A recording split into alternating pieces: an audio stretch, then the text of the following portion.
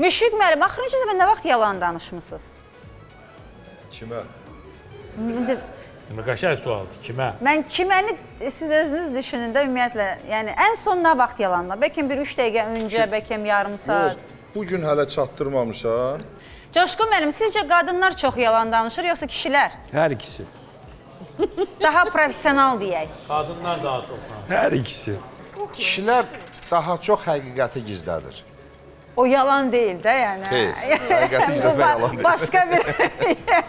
Ay, amma Cem Yılmazın qəşəng bir statı var. Deyir, kişilər yalan danışa bilmədikləri üçün yalancıdırlar. Çünki yalan danışa bilsəydilər, tuta bilməzdi yaxı onlar yalan danışırlar. Rafael müəllim, ən son nə vaxt yalan danışmışsınız? Bəyək.